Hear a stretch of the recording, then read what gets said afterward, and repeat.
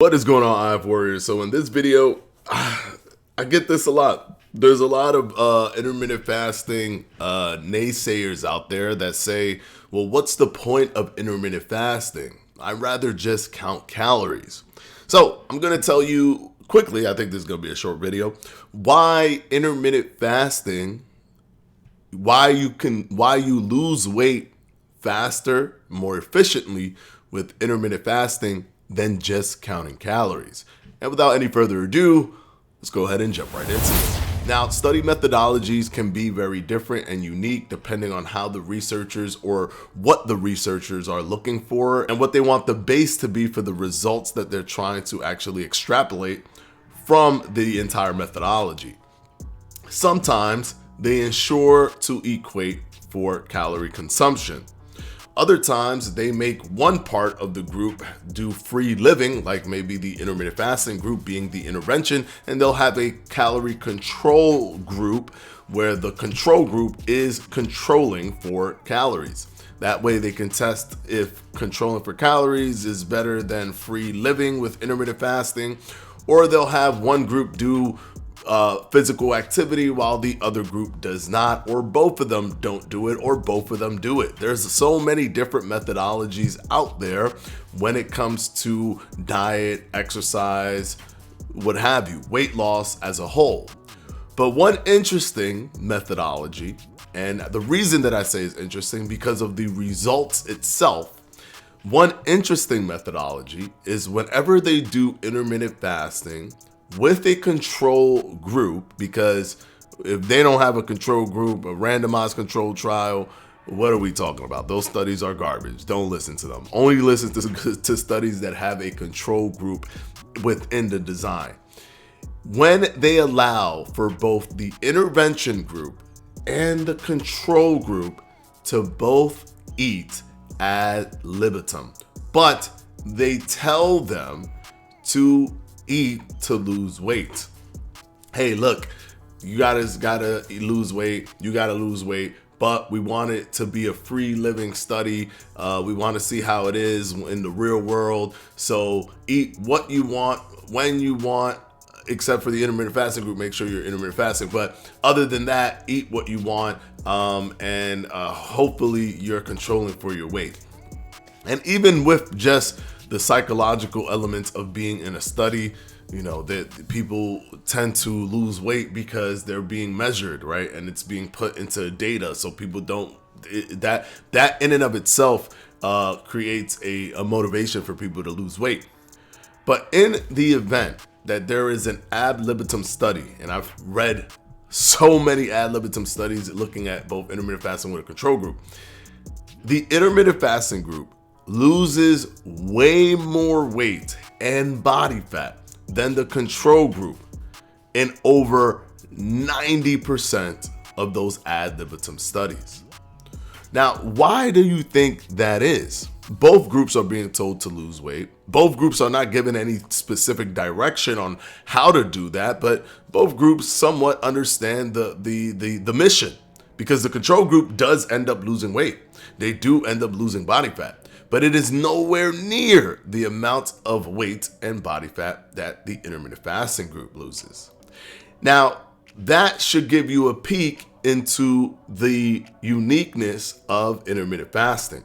Granted, calories weren't controlled for, physical activity wasn't controlled for, all of these different things wasn't controlled for, macronutrients wasn't controlled for, but for some reason, no matter how you mix the pieces on the board, whenever there is an intermittent fasting versus a control group, one group just doing caloric restriction while intermittent fasting is doing intermittent fasting, but they're allowed to eat whatever they want and ad libitum, the intermittent fasting group almost always loses more weight and more body fat.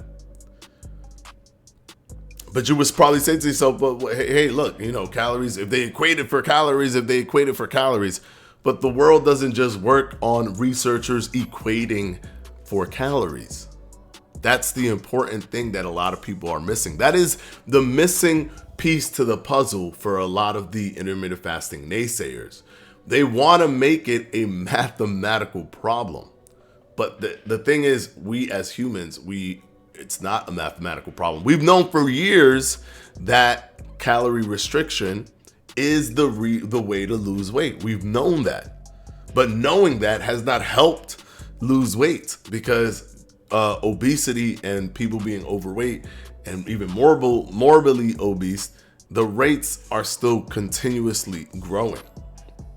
So, and I'm positive that all these people are not purposely wanting to just gain weight for the heck of it.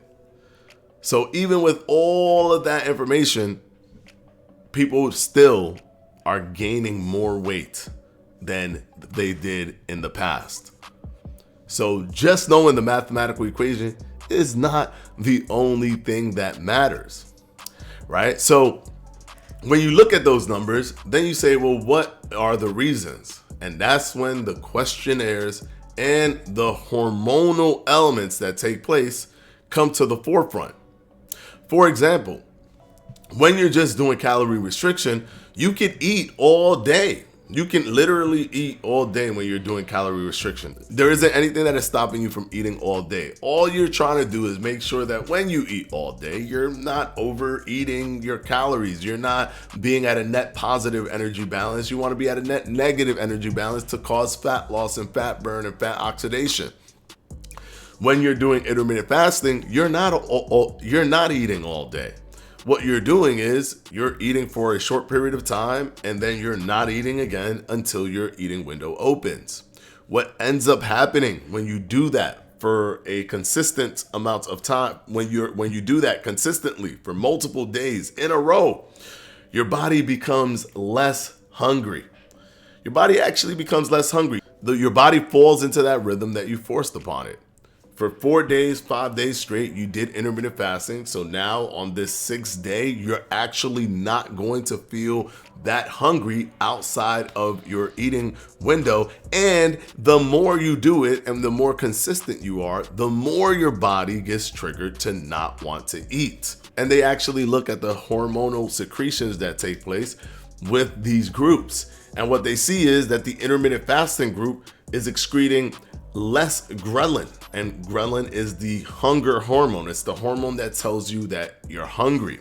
When given questionnaires, the intermittent fasting group tends to have less of an appetite than the caloric restriction group. Now, they're probably doing very similar calorie restriction, but then the intermittent fasting group probably overtakes the control group with eating even less calories because of the lack of hunger, because their hunger has reduced. This isn't like, oh, they're forcing themselves not to eat. No, after a certain period of time, it's almost like they're forcing themselves to eat. Sometimes when their eating window opens, they're still not hungry. That's how low their hunger levels have fallen. And it's simply from not continuously eating.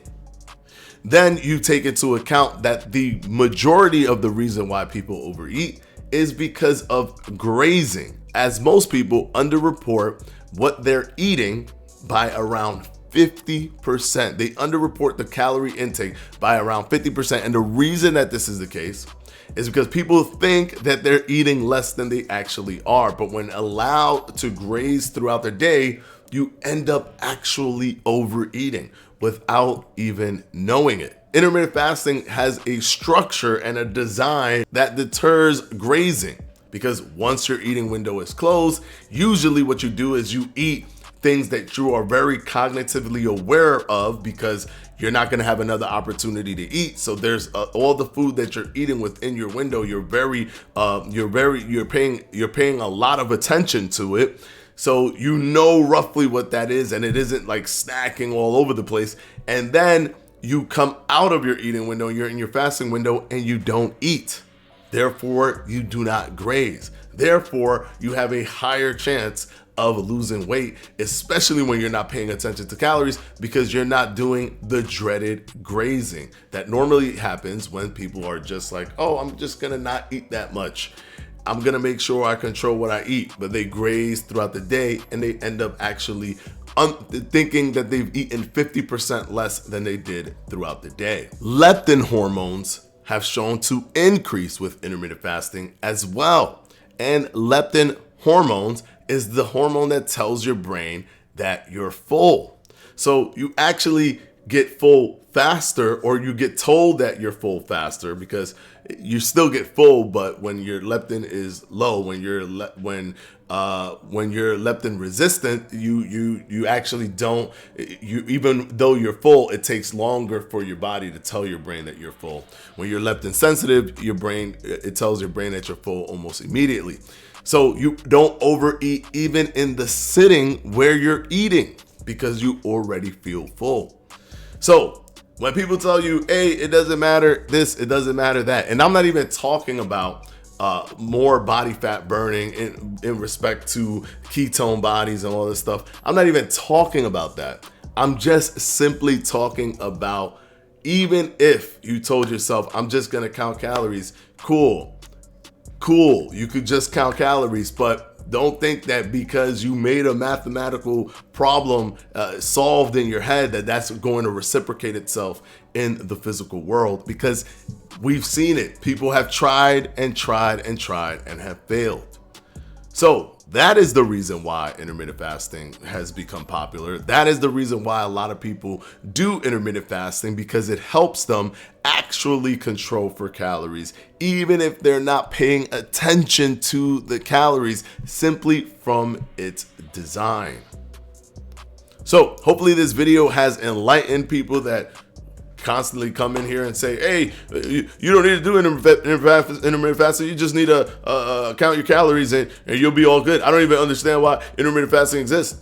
These are the reasons why they exist, because for so many years, people who haven't done intermittent fasting before tried other things and were not successful, tried intermittent fasting, and because of all of the elements where it stops grazing, increases leptin secretion, decreases ghrelin secretion, makes you feel full, keeps you really aware, cognitively aware of the foods that you're eating, all of those things have helped them actually start losing weight. Anyways, until next time, guys, this is Edward from Fledge Fitness. Hit that like button, hit that subscribe button, and I'll see you tomorrow.